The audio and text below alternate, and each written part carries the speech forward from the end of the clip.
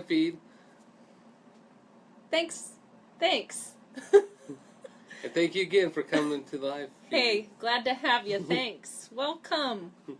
Howdy. Bienvenue. La maison. I speak that's French. really I don't know good why I'm French. mumbling it. Okay. Really Le good Masse French. pour Joseph Roger de Lille. Oui? Alright, so today we got a great topic. It's called Cholesterol is a Myth. What? And even though... So cholesterol is not a myth, but cholesterol causing heart disease is a big myth. And I actually had to talk to a patient today about this, and they were just like kind of freaking out about the misinformation and kind of what's being told.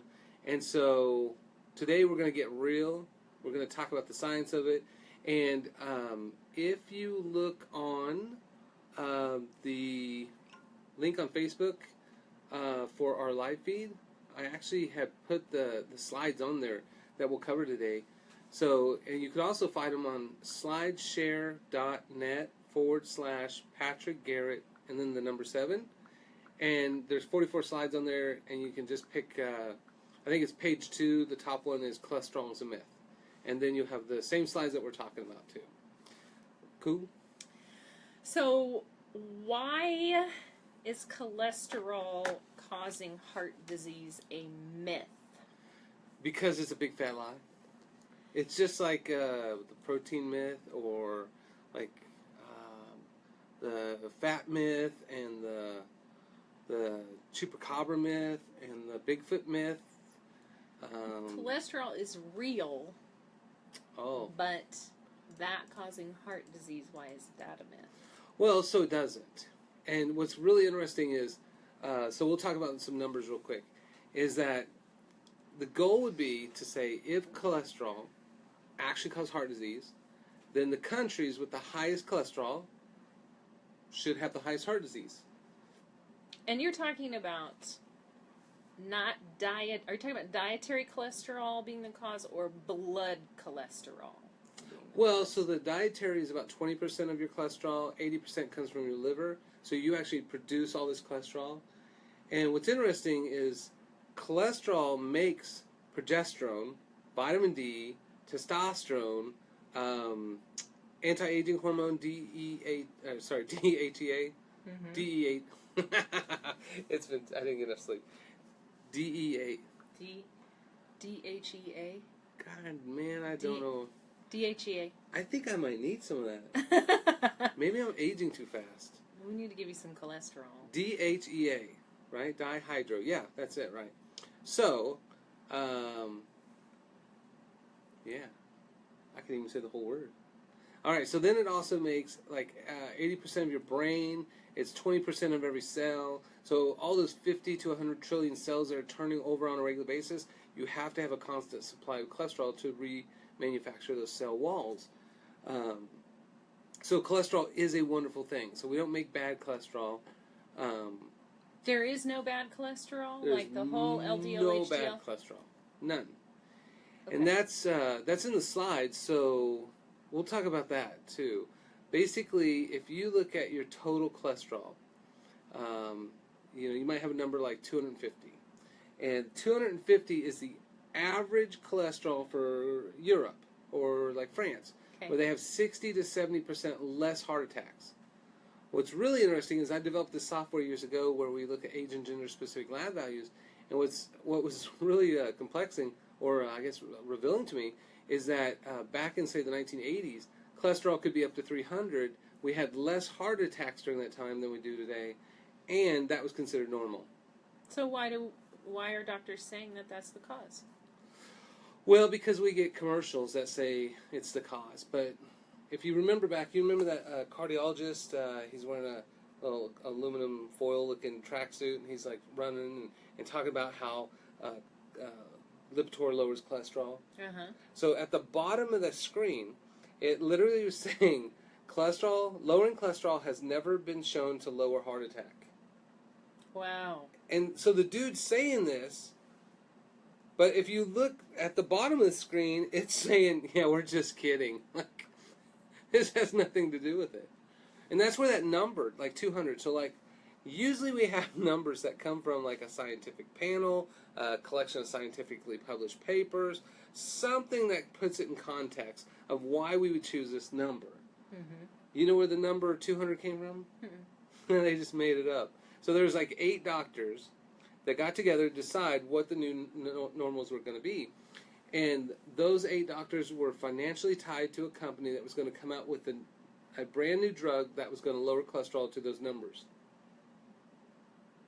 So it wasn't like scientific, it was just ka-ching, let's make some money here. Yeah. And that's crazy. That's crazy. That is crazy. That's very crazy. It's not. I'm not surprised, but yeah. So, like, I had a nurse in today, and she kept asking me these questions too. And yeah, I was just like, hey, I got some slides to show you. Want to look at these? yeah. So, again, I'm not telling you to stop your medication, but you need to know, and you need to make that decision, or see someone that knows more about that decision, if you will. And, like, if it was me, I would, good Lord, like that and Prilosec are like the scariest ones to me in clinical practice. The absolute scariest ones. And I think, I think those both have like some of the strongest warnings now for them, as far as all the repercussions that come from it. It's really kind of awful because people don't know where to turn except their medical doctors. Yeah. And if that's standard practice, then it's hard. I mean, you're not going to get a conversation about it. You know, it was kind of like when I was in medical school that we talked about vaccines, and so they would give me all these journals to look at, but they were all pro-vaccine, and so it was just like, well, where's the other side of this conversation?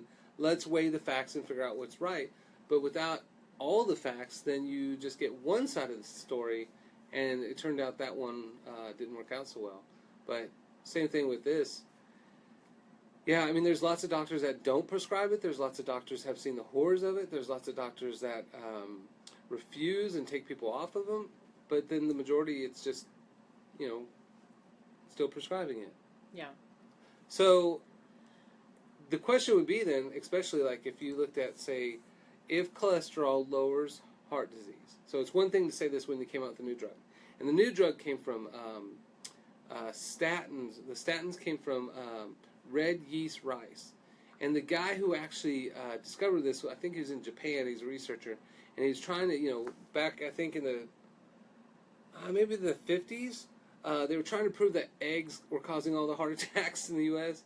Because our heart attack ratio went like that, right? So from the 1900s, boom, we went up.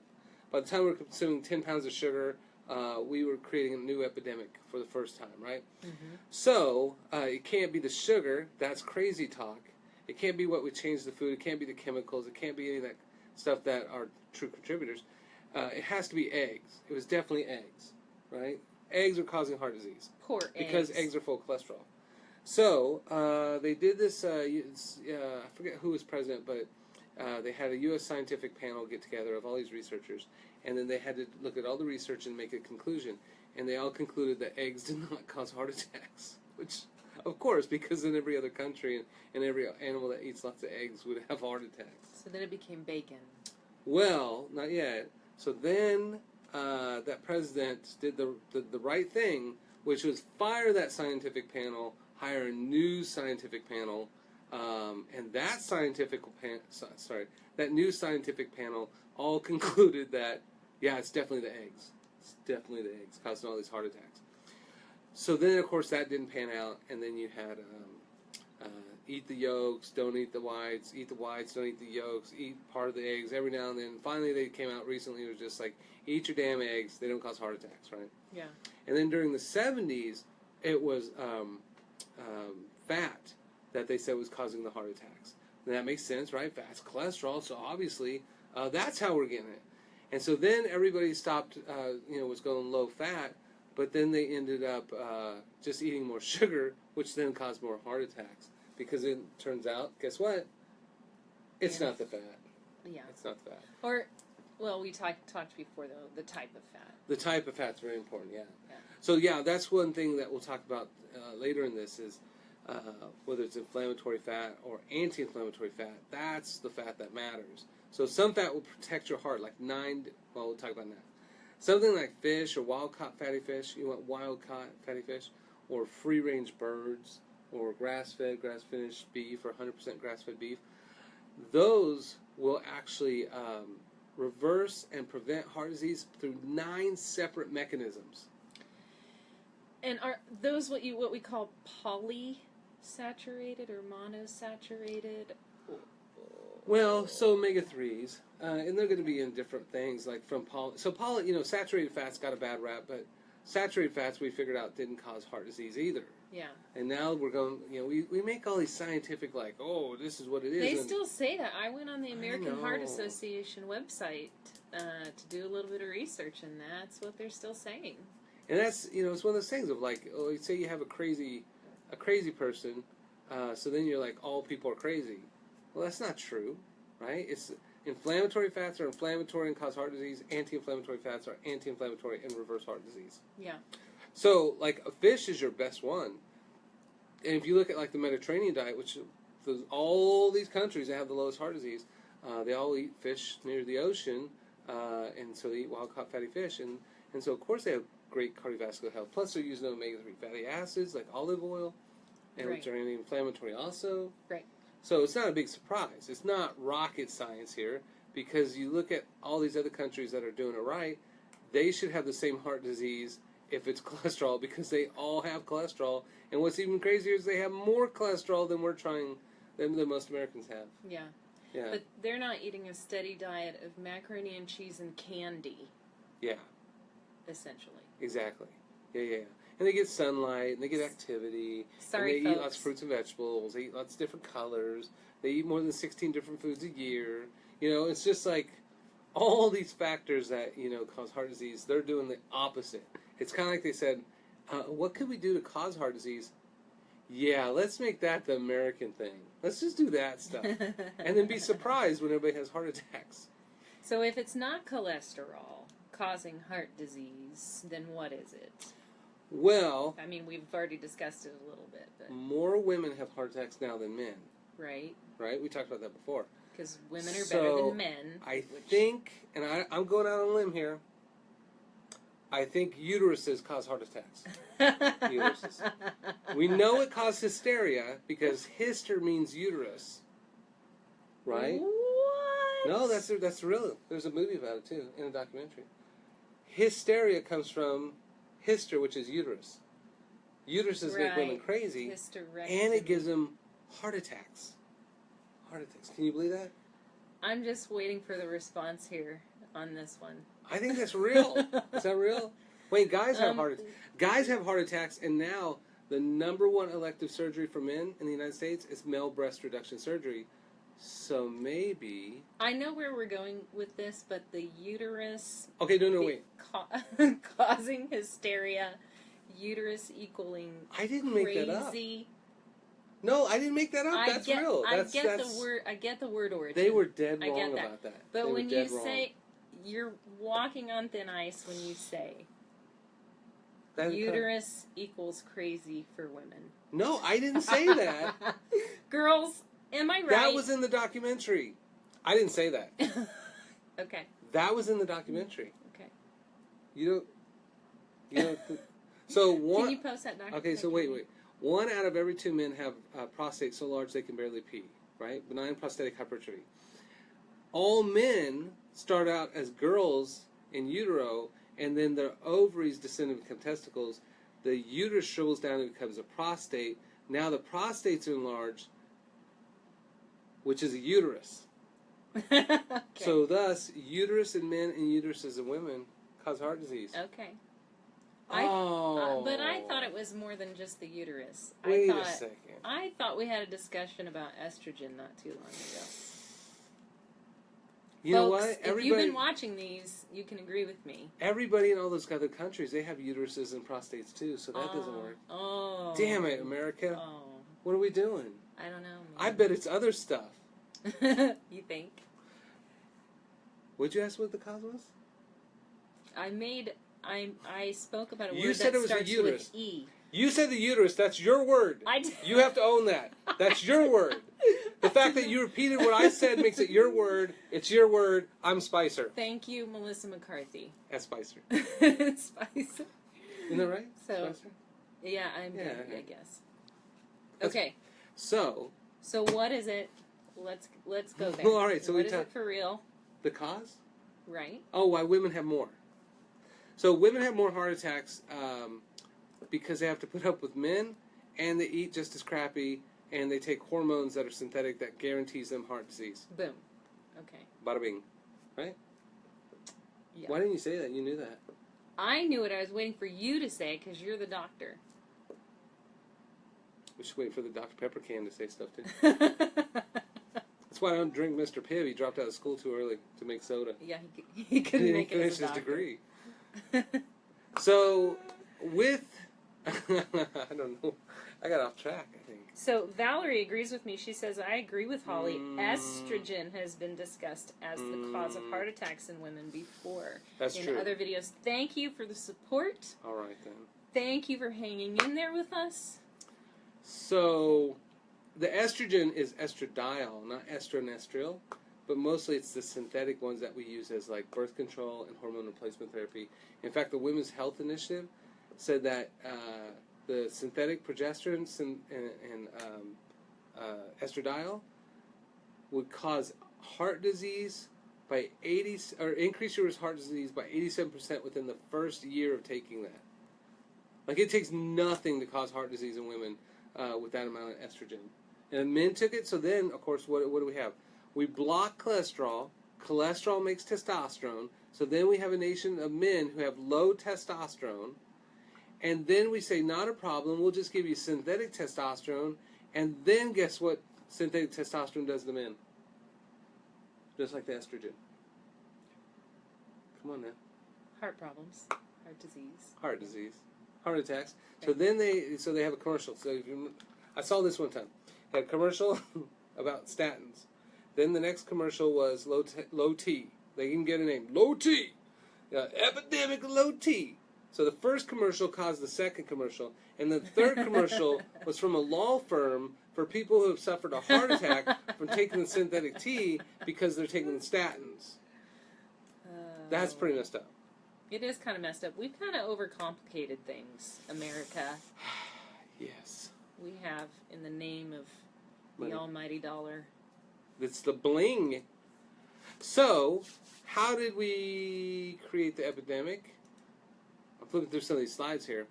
So, everybody's on statins. So if that was going to lower, it would lower, but it doesn't. In fact, there's a slide in here, and we call it the paradox. So you have the Australian paradox, which means they have higher cholesterol but 75% less heart attacks. We have the Japanese paradox because they have higher cholesterol than Americans, but yet 70% less heart attacks. What do you think about, like France is 60% less, but they have an average 250. What about Italy? What do you think of Italy? Well, I'm looking at the sign. You're supposed to act like you know this stuff. I gotta be genuine on these She's looking at the slides. slides. She's looking at the slides. I got these slides sitting in front of me.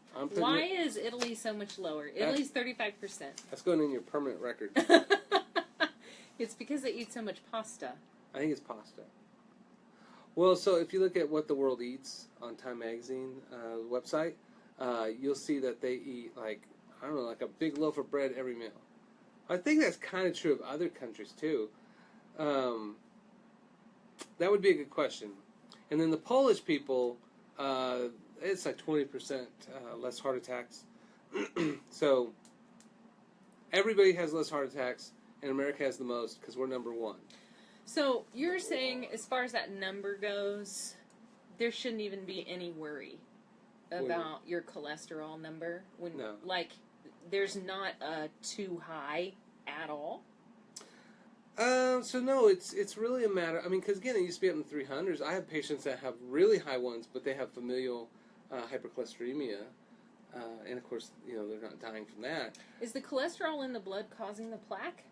No. So if you look at like a breakdown of cholesterol, so your basic cholesterol test, you have a lipid test, which is cholesterol, LDL, HDL, triglycerides, and maybe VLDL.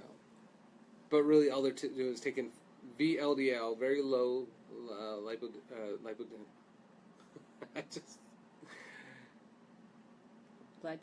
very low density lipoproteins, and then they multiply it times 5, and then they'd say that's the triglycerides, but it's not real. It's just a guesstimate. So they'll do those, right? And then they'll say, okay, HDLs are good cholesterol, LDLs are bad cholesterol, because of course we all know God makes bad cholesterol because He hates Americans. So then you have triglycerides, which are a measure of sugar converting to fat. So if you consume more sugar than you can convert to fat fast enough, then your triglycerides will go up in your LDLs. So sugar and triglycerides, direct correlation. Right. Okay. Yeah. So now that test doesn't really tell you what's going on. So then you do what's called a vertical analysis profile, which is a VAP cholesterol test. And that's, I think, Berkeley's the one that created this years ago. It was like maybe a few $1,000s to do, but now it's just a basic, I don't know, costs like $50 or $80 or something. It's not very expensive. So in this one, if you look at the breakdown of HDLs, so they'll have HDL1, HDL2. The large, fluffy HDLs are actually protecting the arteries and the blood vessels in the heart. So, large HDL, very protective. Small LDLs, not as protective. And so someone could have high HDLs and be like, oh man, I'm rock solid. But if they're all small, not so good, right? Now again, not bad. It's just having like 100 quarters versus $100, right? Those big fluffy ones are really. So it's not that it's directly harmful. It's just it's not as helpful. Right. Okay. So then you have the LDLs, and if you look at the LDLs, they're actually LDL type A pattern, which is large, and guess what they do? I have no idea. Oh, come on! Now, the large HDLs. They're good. They're good and fluffy. Oh, okay. So then you have the LDL large ones. What do you think they do? Maybe you should tell the audience. So they're protective, right? So the big fat LDLs actually protect your cardiovascular system. So you can have high LDLs and actually be cardioprotective. Okay. If you have small, dense ones, then what they do is repair the arteries. So that's the one, if you're going to call something bad, but again, it's not bad, it's doing its job. Okay. If it's high, then what are you doing to damage your arteries? Do you have high homocysteine because you don't get enough B vitamins, because you don't eat enough probiotics or fermented foods, take too many antibiotics? What does high homocysteine cause? Oh, it actually damages arteries, so then the LDL smalls have to go repair that. Okay. Yeah. So, high homocysteine, high CRP, high LPA, high AB100, ApoB100s, when those are elevated, there's actually damage going on to the arteries, or nicotinic acid from smoking, a lot of the estrogens and the other synthetic chemicals that we eat and drink, those all take a toll on the arteries. And like we talked last week about those the advanced glycolation end products from high blood sugar, those are all damaging. So if LDL smalls are elevated, it is not something you want to mess with. You want it to fix the arteries. You just want to stop causing damage to the arteries. Okay. So that goes all back to lifestyle. And so it's then, what are you eating, drinking, breathing, rubbing on your skin, and exposing yourself to that's causing that damage? And let's just stop causing that damage. So high LDLs are pointing toward damaged arteries, though. Not always, because we've had patients where they had high LDLs, but they were almost all fluffy ones, and it's even better for you. Okay. It's cardioprotective. Okay. Yeah, it's a big misnomer. And what's really interesting is if you look at studies that came out a few years ago, is they first said, well, if your number's over 200, this number that we made up, so we sell our Lipitor, then you're going to die. You're going to die. Okay, well, so if that's true, then why are there equal numbers of people dying with a heart attack with cholesterol over 300 as there are people with under 200? Mm-hmm. Right? That doesn't work out mathematically. So then they said, well, okay, we were wrong about the total cholesterol, but it's LDLs. LDLs are the bad guys. All right. So then research comes out and says half of those that have heart attacks have normal LDLs. So then that number doesn't matter. That you have equal number of people having a heart attack with high LDLs as low LDLs. So then they were just like, well, okay, that's a paradox. We don't know. Yeah. So then it gets even better. We just then get more people on these statins. More people on these statins. But now that everybody's on statins, then we look at the research of hospital visits or ER visits for heart attacks, and we find that 70% of people coming into the ER for heart attacks now are on what drug? Lipitor. Statins. Yeah, Lipitor. 70%, which means 3 out of every 4 people that come in with a heart attack are actually on a drug that their doctor said will lower the risk of heart attack. But the commercial says, nah, it won't do that. Well, they're just going to say that they were already on that path anyway. So. Yeah, but the drug's supposed to prevent it. Yeah. If cholesterol causes heart attacks, then we just lower it. And what's crazy is my father-in-law's doctor actually told, I was talking about a patient that had like a cholesterol of 70. It was like, that's testosterone, that's vitamin D, that's all those things. Like, how's this dude surviving?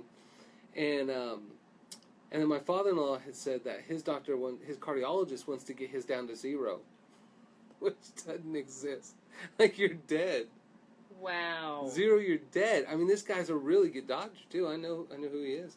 He's well respected, but 0?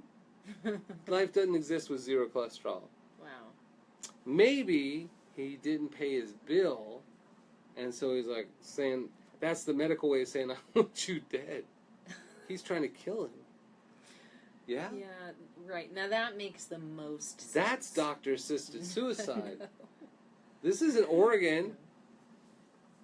We can't have that. I'm going to let you hang out on a limb with that one. What are you talking about? So then, if you look at triglycerides, now triglycerides actually cause damage. Those are a big problem because, again, we're talking about advanced glycolation end products because of all the excess sugar. So if you consume very little sugar added to your food, then when you test your triglycerides, you'll have very little turning to fat, and there will be very little transporting to fat, so that triglyceride number should be low, like 30s. And then if you look at someone who eats a fairly healthy diet, but also eats some candy and stuff and a little junk food, that'll be like 70s, 80s. And then if you look at Americans, it'll be crazy high, like 300. So. And tell me again what the triglycerides do. So if I eat too much sugar, right. and my cells cannot use or store that sugar, right. which is that pre-diabetic thing, right. So then the excess sugar will store to fat. So it's called a triglyceride. So it's 1 glycerol, 1 sugar, with 3 fatty acids on there to go make fat. When you have high triglycerides in your blood, what kind of damage is it doing, or is it doing damage? Yeah, that's really bad. I mean, it really is bad because it's causing damage, but you're also going to end up causing more like fatty buildup with that, with the damage, because it's going to help try to protect that damage. Okay. So that's not good. So like triglycerides really are a big concern.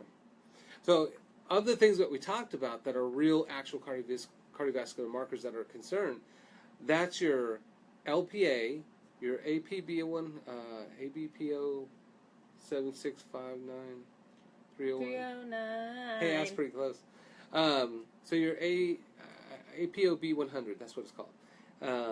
And then your homocysteine, and then your cardio or high-sensitive CRP.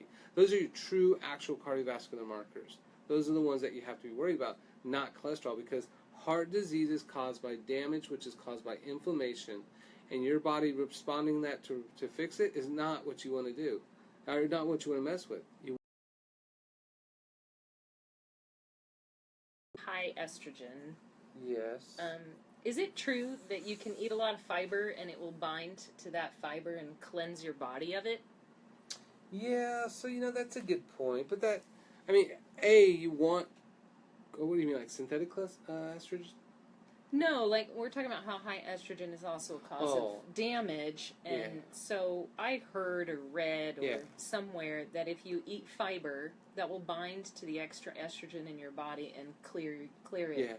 So estrogen is notoriously attracted to fiber, and so like if they go to the club and they're like, "Bam, let's go home," right? And dancing, having a good time. That's true though. Oh, it's true. It is true. Okay. So the secret then is eating fruits, vegetables, nuts, seeds, berries, legumes, and greens. Would meat do it? No. No. See? I did know that one. That's right. So, fruits, vegetables, nuts, seeds, berries, legumes, and greens. That's your like staple for curing all disease for the most part, right? That's like why a goat doesn't have to figure out how to balance its hormones. And that doesn't mean eating all nuts. You still need to balance that out. Only nuts. All nuts. Only nuts. Or all berries. And you know what nut's not a nut? You know which one? Me? I'm not a nut. You're a nut. I'm a nut. You gotta eat nuts so you don't go nuts. Like a handful of cashews was just as effective as one Prozac. A handful of bad jokes. Yeah, that's a good... It's legit. Okay. As Tasha would say, it's legit. Legit. Okay. So, but it's cashews. Cashews is the answer. It's not a nut. There's never in a shell. It's a weird thing that grows off the bottom of an apple in South America. Here we go again. You gotta Google it. Google this. Go to Google Here Images we go and put again. cashew. We had this talk before. All right. I like the cashew story. Okay. How did I live 40 years and I don't know that cashews grow on the bottom of an apple in South America? How do I not know this? I don't understand how you can eat something for your whole entire life and then realize you were lied to the whole time by your parents, the government. You should feel really bitter about that. I know. I think you're probably hurting your heart with your bitterness and anger. He died of cashew resentment. Misinformation by the people that be. Okay, so now one thing that's interesting is if you have any of those cholesterol VAP things that are out of range, right? So one thing I do is I give patients a chart and says, okay, no matter which one's out of range, so let's deal with that. So if HDLs are too low, LDL B pattern is too high, if LPA or ApoB 100s are high. So what the hell are we going to do about that, right? And it's all lifestyle. Dun, dun, dun. I bet you didn't know we were pointed in that direction, people. Do you guys know pee is sterile? It's tea. Right. There's tea bags for us, see? It's not pee. All right. It's not pee, it's tea. He's a poet. He didn't even know it. And once again, more bad jokes on our show. Please stick with us. Don't leave. You better stop rhyming, and I mean it. Please don't leave us. Okay. All right. Moving forward. So, if LDL, remnants, independents, intermediates, or small dense ones are elevated, the goal is to create healthy fat diet. No, that's right, healthy fat. I did say it. Don't try to correct me here. I said healthy fats. That's a fact. So what are some? You know this. What are some healthy fats that are going to help reverse LDL problems? Like, what do you like to eat? Avocado. Oh, that's the number one. Second to fish. I was going to say salmon. Yeah, you just... Nuts are also fats. Straight up. Yes. What else is there? They're a little thick. I'm gonna go. No? I'm sorry. You don't think the nuts are a little thick? The professionalism has gone down the tubes, and I apologize. Okay, what else? Healthy fats, olives, olive oil. Yeah, you know, one of my patients, she said, usually I tell patients this and they do it, but she actually said she already does it. But she puts cacao or cocoa in with avocado and makes chocolate pudding. Yum. Super healthy fats for you. Super healthy. Brain food, too. Yeah. Yeah. All right, so avocados, nuts. Fish. Fish, cold water fatty fish. Not river fish, but cold water fatty fish. Olive oil. Olive oil would be awesome. Coconut oil. Coconut oil. I saw that guy's video online about the coconut oil. Coconut oil is the bomb. That's that's my professional opinion. No, what's wrong with coconut oil? No, it's good. It's good. I'm just teasing you. Oh. Don't get the coconut oil that's fractionated to where it's liquid all the time, because that's Frankenstein stuff. You don't want that. You want real coconut oil. That's not messed with. Right. Yeah. Okay. So that's really good. And then activity. So we say exercise, but really it just means like doing more. So if you do those things, that's how you correct LDL problems. So then if you say, okay, if that corrects it, then how did I cause it? Oh, I wasn't moving around and not eating healthy fats. Okay. So if you eat farm-raised fish, it's going to cause heart disease. If you eat wild-caught, it's going to reverse it. So that's how you fix your LDLs. Okay. And it's very, very simple. Very simple. Rest of the world doesn't have it figured out because they kind of already do all this stuff. And then if LPAs are elevated, then you want lysine-rich foods. And lysine-rich foods are the same thing that prevent the escalation of fever blisters into actual blisters, right? Or as they're known on the street, herpes. The herps. The perps. One out of the herps. I saw this on a commercial that said 1 out of 5 people have herpes. So, lysine-rich foods. Lysine-rich foods. So, that's fish, cold water fatty fish, and fruits and vegetables, or fruits. Fruits and fish are your lysine-rich foods that are going to reverse that LPA inflammatory thing. But also people with cold sores, they got to get rid of that. And then nuts and meat are high arginine ones that actually help the herpes virus replicate to cause cold sores. What really causes the, there are all these myths. Too much sun, too much stress. What causes the herpes? What causes the cold sores? A lot of bad decisions in a nightclub late at night. Or kissing your mom when she has the herpes on her face. Universe, herpes please. are contagious. Universe, please help My us. mom had herpes on her mouth, But and when she would always kiss us kids, and she'd be like, "It's not contagious." Okay. I'm asking for people who have trouble with this. Okay. How so, can they prevent their breakouts? All right, so if you stick your finger through your face here, you stick your finger through your cheek here, and you go all the way back where the fingers touch, there's a pterygoid ganglion there.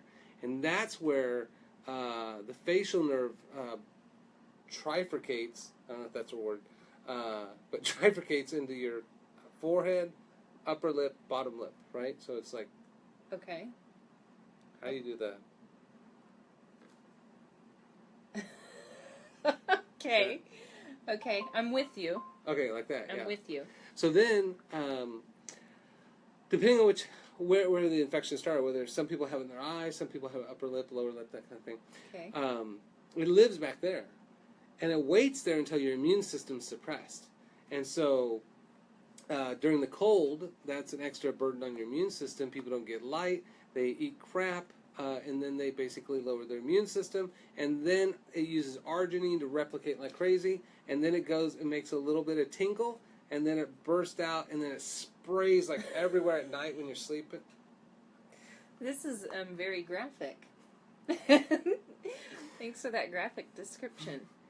And then you kiss your girlfriend, and you're like, "It's just a pimple. You don't have to worry about it," right? And then she gets it, and you're like, "I can't date anybody with herpes, so you gotta break up." You're awful. So, but basically, your immune system is keeping it in check. Right. All right. So then, patients should be able to take high amounts of lysine, and actually prevent it from ever erupting once you feel that first tingle. Okay. And so we've had patients that had just all like it gets crazy, right?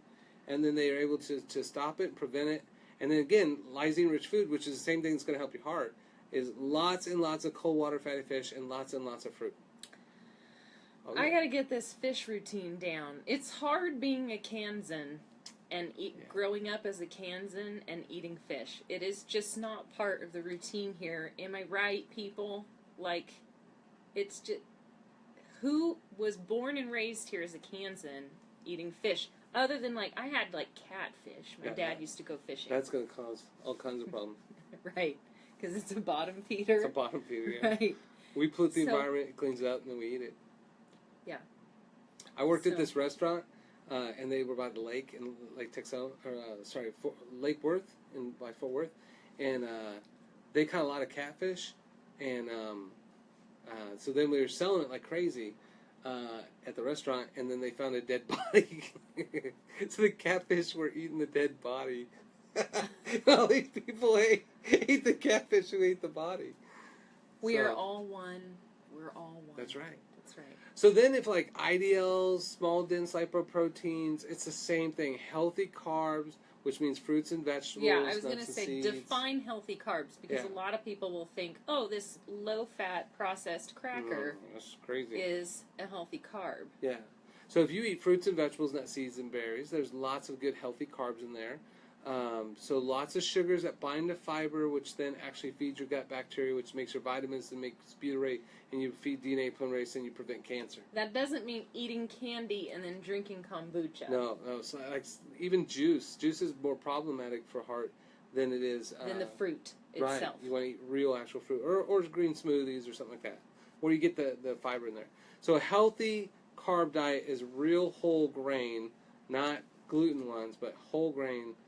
So that would be food. Rice as cooked rice, not rice crackers. Right.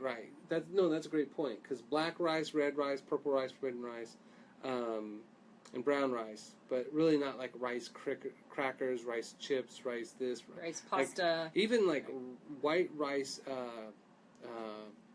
those round puff things. What are those? Rice cakes. Rice cakes. People eat those for diet food, but it's actually almost as high glycemic as just sugar. Yeah. My sister used to eat those all the time when she was trying to lose weight in the 80s. Never worked. Yeah. Yeah. So you want real stuff. And then, if it's like HDLs, now if HDLs are low, that is a problem. And so for like most people, we want those over 50, 55, 60, 70, 80. I mean, that's great. And I like HDLs as a good indicator of lifestyle, because you can't fake an HDL. It comes from activity, physical activity, and healthy fats. So you're back to the healthy fats again. And this is what I love about like all the treatment plans that I've researched out for these, is it was just like, come on, all this is just all the same stuff. It's fruits and vegetables and getting activity, getting some sunlight. And so that's why no animal has to figure out how to balance its cholesterol, because they're all doing these very basic things. Yeah. The world's healthiest, happiest, longest living populations of the blue zones, they don't have to figure this out. Most of the entire planet of people don't have to figure this out. But we got to figure it out, because we don't do these things. I do think the show is helpful. I mean, you do tout very similar things each show for solutions. Yeah. But what's good about the show is at least you're also explaining why, how, Right, yeah. why it's a myth, where people in education has gone wrong, and how it's gone wrong. So, it does end up coming back to a lot of the same things. But I think it helps the case. It helps. I think it's more convincing when you know why. Well, it's easy to take a pill, and that's kind of a nice way to go for a lot of people, because it's just like, oh, you're messed up, you're screwed up, take this pill, and it'll be better.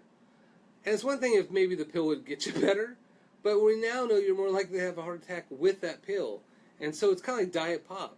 Oh, if you drink Diet Pop, it doesn't have sugar, you'll lose weight. Actually, you'll gain more weight than if you just drink this damn sugar.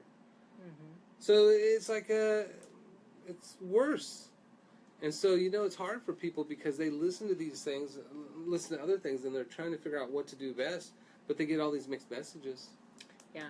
One supplement that people do take, and it is very good for cardiovascular and for balancing out cholesterol, and that's niacin, which is B3. B3. Yeah. Okay. And you know what the best vitamin for malignant cancer is? B9.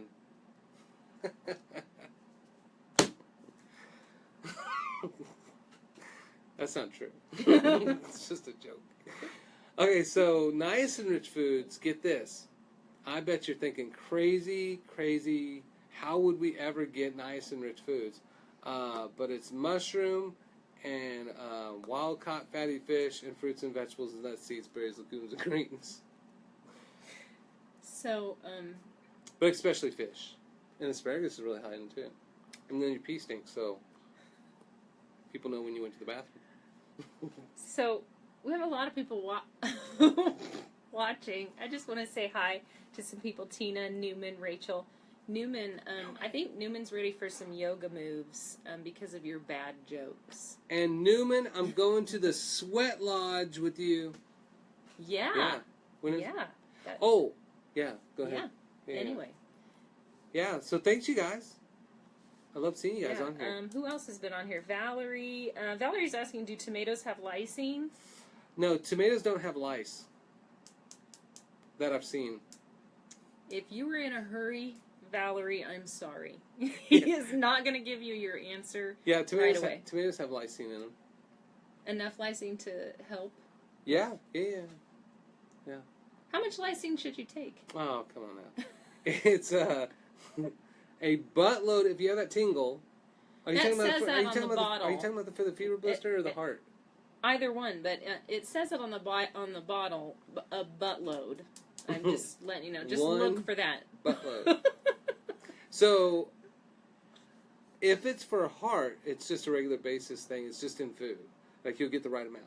But if it's for, like, fever blisters, then, like, 500 milligrams a day to prevent it, if you have them all the time. And then eventually just switch to food. And then if you have that, like, tingle, or you start to get one, that's when you just go crazy on it. You might even get a little diarrhea, but that's better. That'll end pretty fast, but that cold sore will last a little bit longer. We need to do a show on cold sores. Hell yeah. But we already told them everything. That's true. They might It'll be a short some show. People might not have watched this. We could do that next month. So next month, we'll do home remedies. That's right. Do it yourself, natural medicine. Yes, that's the plan. That's right. What do you need in your home remedy medicine cabinet? Yeah. So if you guys post stuff you guys want to hear about, we'll write up those remedies too. Yes, please give us suggestions for shows, because we were just talking about that tonight, and we want to give you what you want. Which is how you spread herpes. But that's not what they want. Oh. Fine. If somebody puts herpes on there, then we know you guys want herpes. Okay. Chicken pox. If you put chicken pox on there, that's still herpes. Shingles. You want to know how to solve shingles? That's herpes. So, cytomegalovirus, mono. What he's saying is you should not be ashamed Epstein-Barr to post any of those things. Yeah. You tell someone if they have chicken pox, like they say, oh, you got a cold sore, you got herpes. Go, hey, you ever had chicken pox? And they go, yeah. And then you shout, you've had herpes. You've had herpes too. That's how it is. Okay. Are we going off track? I feel like we've gone way off track. Like, yeah, let's go back real quick to finish out here, because I see you have metabolic syndrome on there, and I know some people with that. Yeah. So metabolic syndrome, it used to be 0% risk of having metabolic syndrome or prediabetes in the U.S. or in the whole entire planet. And in 1950, we were consuming 150 pounds of added sugar to our diet, and guess what we ended up with? A sugar storage problem.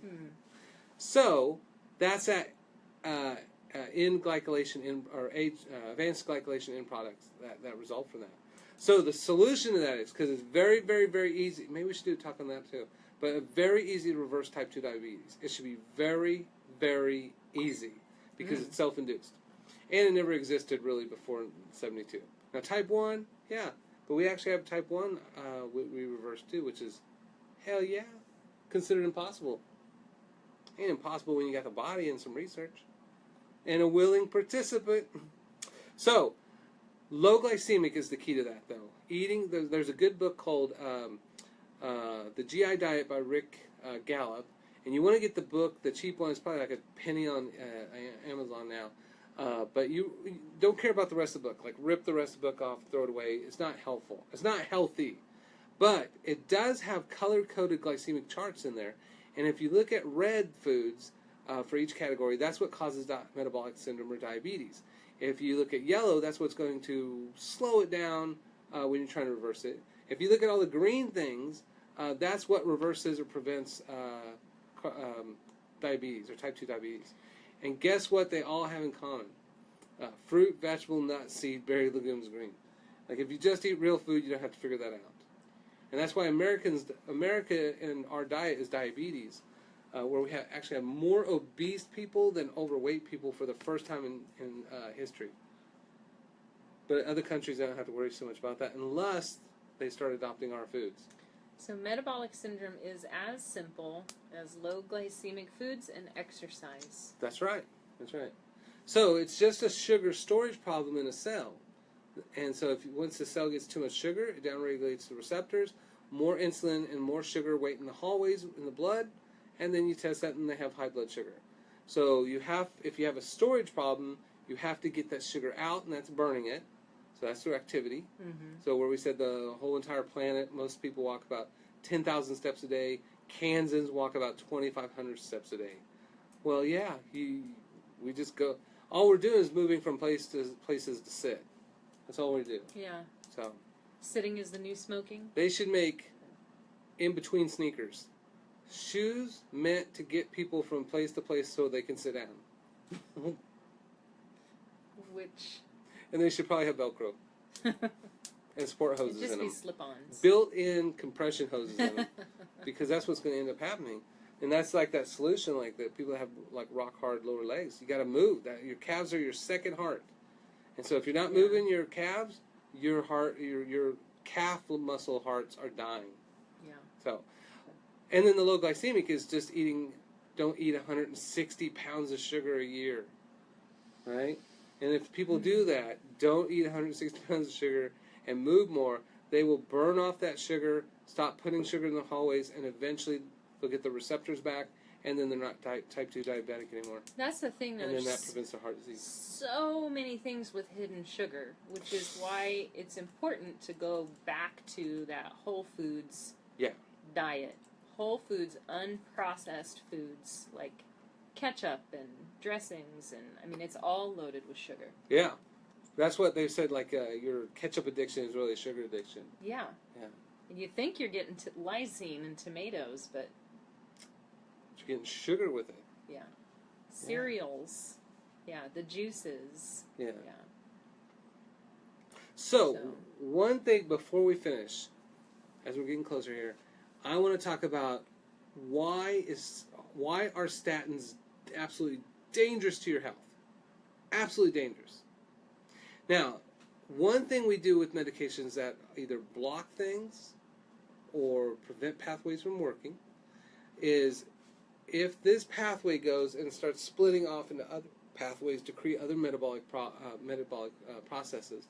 So like at my office here, if I don't show up in the morning and I'm the guy with the key, then all the other employees can't come to work, and then all the stuff they do doesn't get done, and this cascade of things just stop, right? So with cholesterol medication, even red yeast rice, we all know that there's a 5% chance or greater that you can have a permanent muscle wasting disease, and that's because it actually inhibits CoQ10 pathway through there too. So first you have the acetyl mevalonate pathway, and then that goes to the mevalonate, and that's statins block that pathway. So then the selenoprotein pathway doesn't work, that TAU pathway doesn't work, the dolichol pathway doesn't work, the CoQ10 pathway doesn't work, and the cholesterol pathway doesn't work, right? So what happens if we block all these pathways? And CoQ10, do you know CoQ10? Yeah, I've heard of it. CoQ10, right? Well, CoQ10 is better than CoQ9 by 1. That's a fact. So, if CoQ10 is disrupted, well, then you end up with hepatitis or liver inflammation, non-viral, but liver inflammation. So your liver enzymes start going up. Your muscles then have all this pain and discomfort, and it'll mimic even fibromyalgia with that, but it'll be called myelopathies. Even to the point where they actually will permanently destroy skeletal muscle tissue, and that's rhabdomyolysis, which is a triple-letter Scrabble word, 162 points. Then, it also affects the nerves through that same CoQ10 pathway, because that's what nerves need for energy, and then you'll end up with neuropathies. So people that take statins and block that CoQ10 pathway then will end up with all these weird nerve pains and nerve tenderness and sensitivities and numbness just because they're taking medication that causes that. On the flip side, the mitochondria, which make all the energy for every single entire cell, are dependent upon CoQ10. So then everything slows down. All your thoughts, all your actions, then you got to move to south and like, stop talking so fast, buddy, right? So then you end up causing all kinds of dysfunctions throughout the whole entire body, and that might mimic something like chronic fatigue, just from taking that. The dolichol pathway, if you mess up that, you mess up the neurotransmitters that are the way that the brain communicates. So every single thought can become impaired. And not only do you end up with glial cell inhibition, which is then amnesia and confusion and dementia, disorientation and forgetfulness and senility, but you'll end up actually causing disruptions in the glycolysis process of brain function. And so everything in your brain dramatically slows down through the dolichol pathway, and you interrupt thought formation. And so those are going to be like where, grandma's taking statins, and now she's going to have to go in a nursing home. Yeah. But when she stops, all of a sudden she can drive and function and balance the checkbook again. And we see that all the time. Like all the time. And then the seleno pathway, selenium, thyroid, right? It ends up causing pathology. So nerve muscle pathology with the way that they connect and interact. And so all muscles are stimulated from nerves. So then those statins are going to affect how strong you are, cause weaknesses in those muscles. And the absolute worst one, the absolute worst pathway in this that you could disrupt for me is the TAU pathway. And literally we can cause Parkinsonism, Alzheimerisms, multiple system atrophies like muscle wasting all over, and frontal lobe dementia through just that TAU pathway by shutting that down. And this is through taking statins. Yeah, all from taking statins. This is all from taking statins. Or red yeast rice. It's all the same thing. And so that's why it's so dangerous to take these, and they don't actually protect you from having a heart attack, and 3 out of 4 people taking them will actually end up with a heart attack. So that's the crazy thing about this whole thinking that cholesterol causes heart disease, is it doesn't actually pan out, and it becomes more dangerous to take the medication. Yeah. So it's inflammation that causes heart disease. Yep, inflammation. Well, and we went through that whole list last time. So on Right. that last slide feed, I had the whole list, and I think we sent that. I think it's on this slideshow too. It is. Yeah. Yeah. So that's actually all the causes, but really it comes down to get sunlight, eat fruits and vegetables, drink your water, hang out with friends, positive peer time or right tribe. Watch our show. That's right. Right. That's right. If you watch our shows, you'll never have a heart attack until you do. Your life will be completely smooth sailing from here on out. Hopefully you'll laugh. Laughter is the best medicine. And when they say an apple a day keeps the doctor away, it really depends on how hard you hit him with the apple. Yes. See, there's a lunch of love. And my work here is done. So what's your final thoughts on this? My takeaways are it's number one, keep it simple, but I'm thinking right now just in general, good fats and exercise. Start there. Yeah. Good fats and exercise. You Yeah. can't go wrong. Right? So it's not that heart disease runs in the family, it's no one in the family runs. And there's another one, folks. And you heard it here. Oh my God, this is piss. I think this is pee. You just said, we don't have a bleeper on here. That's British. British say piss. I'm pissed. I'm drunk. That's what British say. So it's not okay. It's okay. Okay. If Sherry's watching, she'll be very offended. There are probably some other people who are offended too. But just know that his heart is in the right place. And it's healthy. All right, you guys. Yeah. So my final thoughts is heart disease is not a disease. Cholesterol does not cause heart attacks. If you have inflammation in your cardiovascular system, you just need to do the inflammatory tests. If you're concerned about cholesterol, then do the VAP cholesterol test. If your doc won't do it, you come see old Dr. Garrett, and I'll take care of you. If you know of anybody who's having trouble, share our talks. Refer them to Mr. Dr. G for Genius over here. Mr. I mean... I didn't go to Mr. School. Whoa. Your ego is getting so big I can't fit on the screen. Anyway. Yep. Yeah, so share us, like us. Yeah. And before we leave, a couple things. I went and talked to Charlotte at the Beautiful Day Cafe. Which is an amazing restaurant. Go there. It's so delicious, and it has all these really cool things. They make their own kombucha, and they sell one that's made in Wichita called... I don't know. Cat something? Something with a cat. With kitties. It has kitties on the bottle. It's made out of kitties. They use real kitty fur for the bottle. No, it's Crazy Cat or something. It's got cats on the bottle. I don't know. Anyway, it's made locally. Basic, support your local people. Yeah. But Beautiful Day Cafe makes all their own spices, their sauces, they've got kombucha, they've got kimchi, they've got probiotics, they've got special order stuff. It's a really cool little place. So, Monday, I'm going to do a making kombucha workshop there at 9 a.m. So 9 a.m. this Monday, we'll be making kombucha. If you bring your jar and a cup of sugar, and maybe 6 tea bags, then I'll give you a free SCOBY. Whoa. So I have like maybe 20 or 30 SCOBYs to give away. So instead of spending $20, $40 on that, you get it free. Yeah. And, so then we'll make kombucha and we'll try different ones, which will be cool.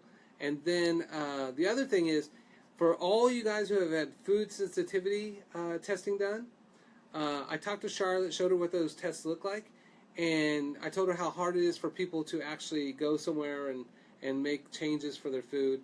And she said that they're willing. If you don't go to peak time, like don't go during the lunch rush. But if you show them, bring them a copy of your allergies, then they'll try to make something or alter it for you. So that's awesome because for a lot of people, that's so difficult to find a place to eat that'll be accommodating for them. Yeah, and they're kind of experts on it, I think. Yeah. Just based on what they offer. And they have a garden in front of the restaurant, which is awesome. Yeah. It's a great place. Yeah. So go check it out. All right.